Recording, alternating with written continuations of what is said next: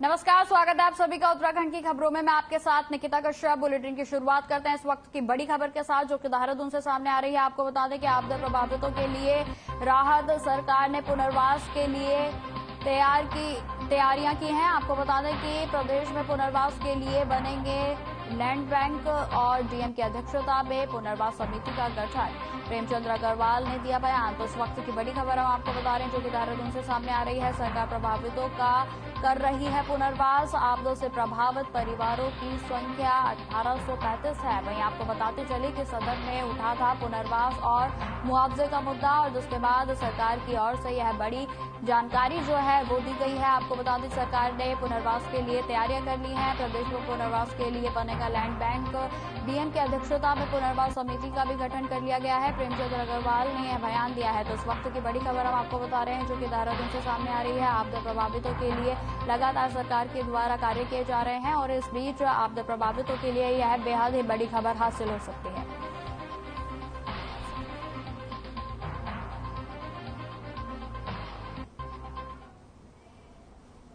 उत्तराखंड विधानसभा के मानसून सत्र के आखिरी दिन सदन में राज्य आंदोलनकारियों के आरक्षण पर चर्चा के समय संसदीय कार्य मंत्री प्रेमचंद्र अग्रवाल भावुक हो गए। वहीं आपको बताते चले कि राज्य आंदोलन के दिनों को याद करते हुए उनकी आंखें नम हो गई। पक्ष और विपक्ष के विधायकों के आंदोलनकारी आरक्षण विधेयक में संशोधन की मांग के साथ खुद को जोड़ते हुए उन्होंने प्रस्तावित विधेयक को प्रवर समिति को देने की घोषणा कर दी। और वहीं मंत्री प्रेमचंद्र अग्रवाल ने कहा कि वे खुद राज्य आंदोलनकारी रहे और आंदोलन के दौरान जो अत्याचार हुए हैं उन्हें शब्दों में बयान नहीं किया जा सकता है।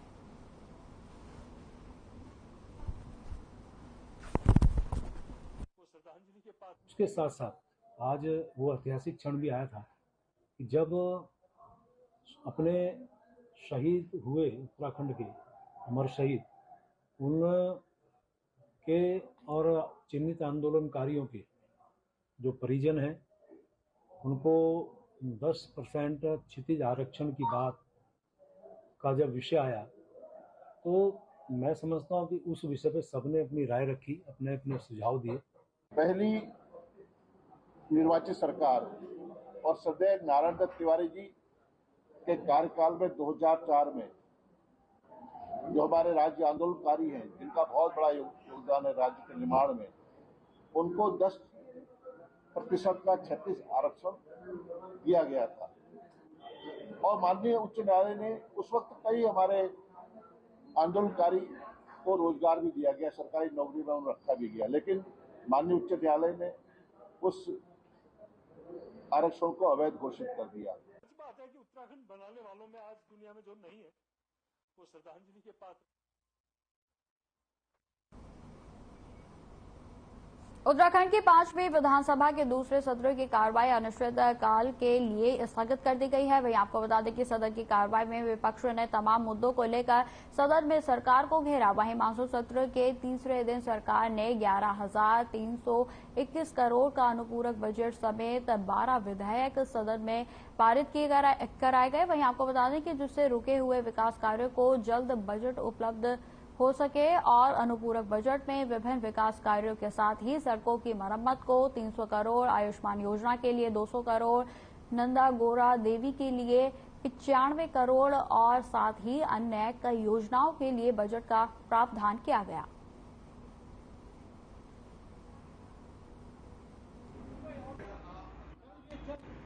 देखिए, निश्चित रूप से जिस प्रकार से 3 दिन का हमारा विधानसभा सत्र, आप जानते हैं कि आदरणीय चंद्रन रामदास जी और कुंवर सिंह नेगी को श्रद्धांजलि देने के बाद जो 2 दिन का हमारे कामकाजी सत्र हुआ, इसमें मैं सभी माननीय विधायकों का, विशेषकर विपक्ष के विधायकों का धन्यवाद कर रहा हूँ, जिन्होंने इस सदन की कार्रवाई को व्यवस्थित करने में अपना योगदान दिया।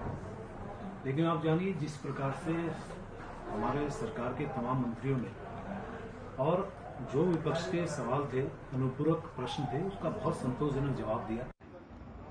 ये भी नहीं रुकता।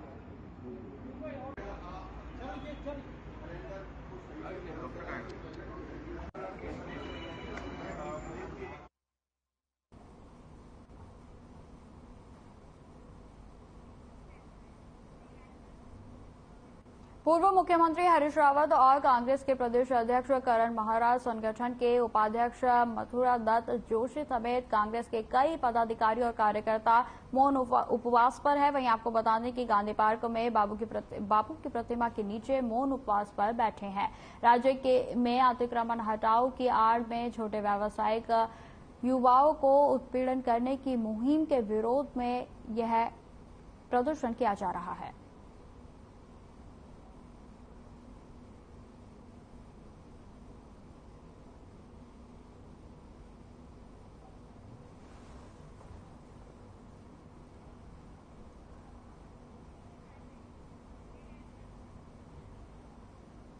इस वक्त की बड़ी खबर का रुख करते हैं जो कि देहरादून से सामने आ रही है। आपको बता दें कि आईएसबीटी पर सड़कों की खस्ता हालत जो है वो देखी जा रही है और जिसको लेकर सीएम के आदेशों की धज्जियां भी उड़ रही हैं। आपको बता दें कि अधिकारी निर्देश के बाद भी हालात में किसी तरीके का कोई सुधार नहीं है। सड़कों की बदहाली का नहीं हो रहा कोई इलाज। जल्द सड़कों की मरम्मत करने के लिए दिए गए थे निर्देश। तो आपको बता दें कि निर्देश के बावजूद भी जो है किसी तरीके का कोई एक्शन जो है वो नहीं लिया गया है। अधिकारियों के द्वारा सड़कों की कोई सुध नहीं ली जा रही है, जिसकी जो सड़कों की बदहाली है वो लगातार बनी हुई है और जिसको लेकर कई तरीके की दुर्घटनाएं जो है वो आए दिन सामने आती रहती हैं। तो आपको बता दें कि आईएसबीटी पर सड़कों की जो खस्ता हालत है उसको लेकर सीएम ने आदेश भी दिए थे और जिसके बावजूद अधिकारियों की ओर से किसी भी तरीके का कोई भी एक्शन अभी तक सड़कों को सुधार करने में नहीं लिया गया है।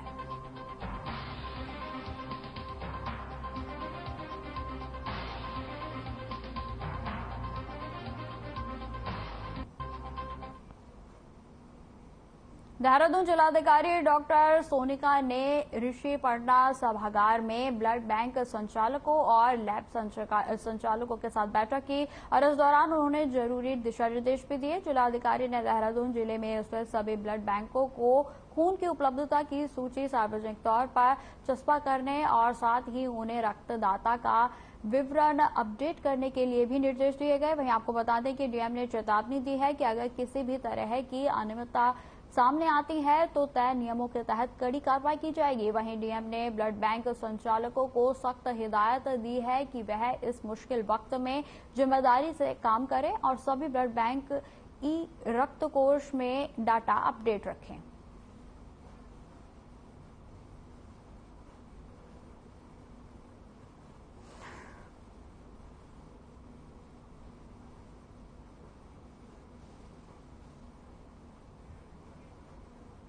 विश्व संवाद की तरफ से एक प्रेस वार्ता का आयोजन किया गया और इस प्रेस वार्ता में उन्होंने बताया कि 1 से 3 सितंबर को चित्र भारती द्वारा फिल्मोत्सव का गौतम बुद्ध विश्वविद्यालय ग्रेटर नोएडा में आयोजन किया जा रहा है। वहीं आपको बता दें कि वर्तमान समय में राष्ट्र निर्माण में फिल्मों की भूमिका का देश में विशेष स्थान है और इस प्रतियोगिता में देश भर के विद्यार्थी हिस्सा ले सकते हैं और इसका रजिस्ट्रेशन कराना अति आवश्यक होगा। वहीं आपको बताते चले कि जो कि निःशुल्क होगा।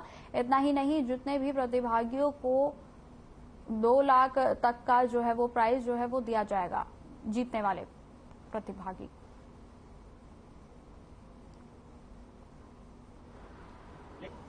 स्वेच्छा से आइए। उत्तर भारतीय फिल्मोत्सव उत्तर प्रदेश एवं उत्तराखंड के विद्यार्थियों के लिए है। 1 तो 3 दिसंबर 2023 को गौतम बुद्ध विश्वविद्यालय ग्रेटर नोएडा में यह कार्यक्रम रहने वाला है। इसमें 3 कैटेगरी हैं। पहली है डॉक्यूमेंट्री, वृत्तचित्र, कथा फिल्में, शॉर्ट फिल्म्स और डॉक्यू ड्रामास। ब्रेक के बाद एक बार फिर से स्वागत है आपका। बढ़ते हैं खबरों की ओर। उत्तराखंड में लगातार डेंगू के मामले बढ़ते जा रहे हैं। आपको बता दें कि डेंगू के मामलों ने पिछले 5 सालों का रिकॉर्ड तोड़ दिया है। वहीं अभी तक सरकारी आंकड़ों के अनुसार 12 लोगों की मौत पूरे उत्तराखंड में हो चुकी है। वहीं आपको बता दें कि लगभग 590 मामले जो है डेंगू के निकल कर सामने आए हैं। वहीं बताते चले कि चिंता का विषय यह है कि केवल राजधानी देहरादून में ही 11 लोगों की मौत हो चुकी है। वहीं स्वास्थ्य विभाग लगातार दावे कर रहा है कि सभी व्यवस्थाएं जो हैं वो दुरुस्त कर दी गई हैं और नगर निगम भी लगातार डेंगू से बचने के लिए जागरूकता अभियान चला रहा है। तो वहीं प्रत्येक वार्ड में फॉगिंग की भी जो है वो कराई जा रही है। वहीं मेयर सुनील उनियाल गामा ने बताया कि जिस तरीके से इस बार डेंगू के मामले बढ़ रहे हैं उसको देखते हुए हमने प्रत्येक वार्ड में 8 मशीन फॉगिंग के लिए लगाई है और प्रत्येक वार्ड में फॉगिंग भी की जा रही है।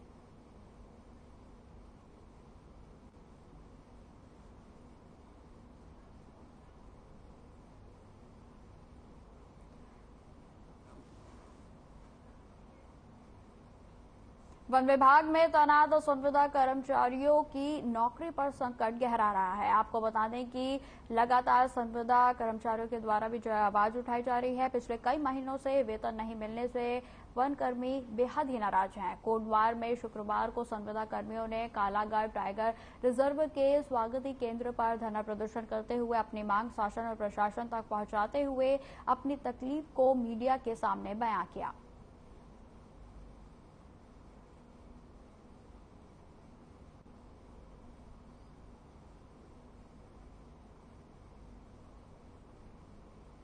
बहुत ज़्यादा ज्यादती हो रही है। हम लोग युवा पीढ़ी अभी हम लोग इतनी कोशिश करते हैं, हम लोग तैयारियां करते हैं, वो भी हमारा नहीं हो पाता है। और आखिर में क्या है कि अभी हम लोग 8-10 हज़ार की नौकरी अगर हम लोग कर भी रहे हैं, है ना, अपने घर परिवार चलाने के लिए हम लोग कर भी रहे हैं, हमारा चूल्हा चौका उससे जल रहा है, हम लोग वो कर भी रहे हैं, वो भी हमें समय पर वेतन नहीं दिया जा रहा है, जिससे कि हम लोगों को बहुत ही ज्यादा मुसीबत का सामना करना पड़ रहा है।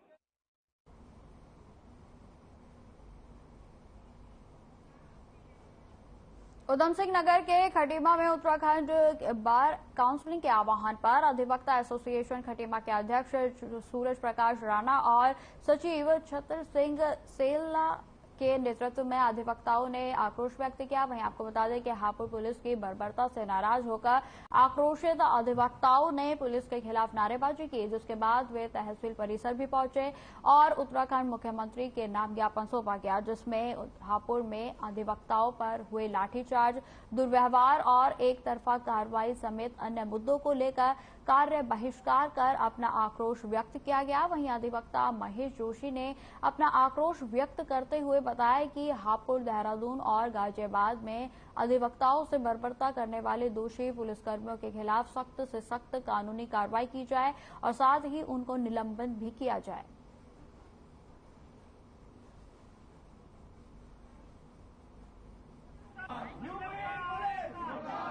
बार काउंसिल के आह्वान पे जो खटीमा अधिवक्ता एसोसिएशन है, इन्हें एक हड़ताल का आज आह्वान किया। पूरे उत्तराखंड में आज हड़ताल है, सारे वकील हड़ताल पर रहेंगे। इसका मेन कारण है कि हापुड़ में जो पुलिस द्वारा वकीलों पे गलत लाठीचार्ज किया गया है, उसके अलावा गाजियाबाद में एक अधिवक्ता की चैम्बर में जाके गोली मारी गई है, उसके अलावा देहरादून में अधिवक्ता के ऊपर फर्जी रजिस्ट्री का एक मुकदमा किया है।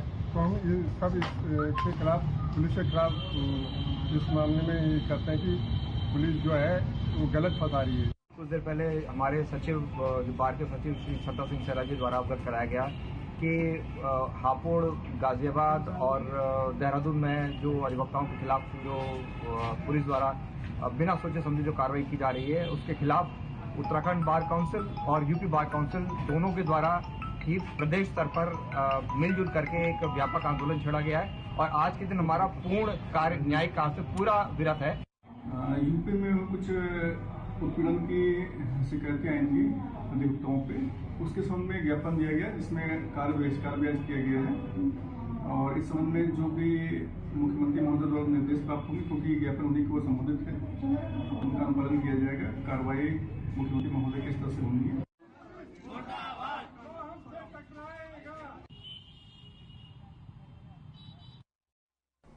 ब्रेक के बाद फिर से स्वागत है आपका। बढ़ते हैं खबरों की ओर। लक्ष्मण झूला थाना क्षेत्र अंतर्गत संत सेवा आश्रम घाट पर नहाने के दौरान एक युवक गंगा में बह गया और आपको बता दें कि पुलिस और एसडीआरएफ की टीम ने अभियान चलाकर युवक को तलाशने के लिए गंगा में सर्च ऑपरेशन चलाया। वहीं आपको बताते चले कि लक्ष्मण झूला थाना प्रभारी निरीक्षक विनोद गुसाई और एसडीआरएफ के इंस्पेक्टर कविंद्र सजवान ने बताया कि सर्च ऑपरेशन चलाकर युवक को तलाशने का अभियान लगातार चलाया जा रहा है। फिलहाल युवक का कुछ पता नहीं चल सका है। जगह जगह गोताखोरों को भी प्रिंस जो है वो ढूंढने का प्रयास कर रहे हैं, लेकिन अभी तक किसी तरीके की कोई जानकारी नहीं है। घटना की जानकारी परिजनों को भी दे दी गई है और जिससे परिजनों में शोक का माहौल बना हुआ है।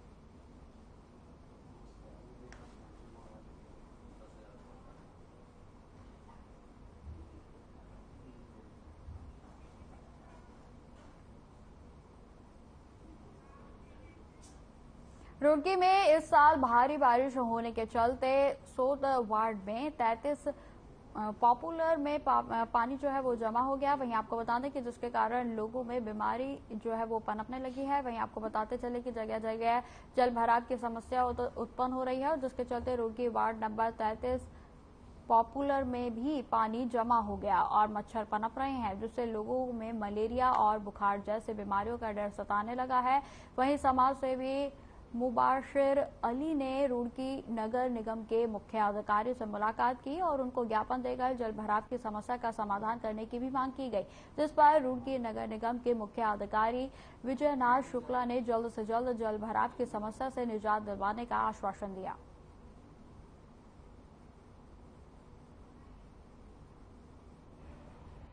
देखिए, हमारे मोहल्ला सोत वार्ड नंबर 33 में पॉपुलर वाली जगह पर बारिश के दौरान जो पानी बहुत ज़्यादा इकट्ठा हो गया था, तब से वहाँ पर पानी भरा हुआ है और पानी इतना भरा हुआ है कि वहाँ पर मच्छर और मछलियाँ बहुत ज़्यादा हो रहे हैं। लोगों में डेंगू, मलेरिया और बुखार जाने कितनी बीमारियों का लोगों को सामना करना पड़ रहा है। बहुत गरीब परिवार से भी लोग वहाँ रहते हैं और वहाँ इतनी ज़बरदस्त समस्या है, उस पानी में इतनी बदबू आ रही है कि लोगों का रहना दुश्वार हो रहा है।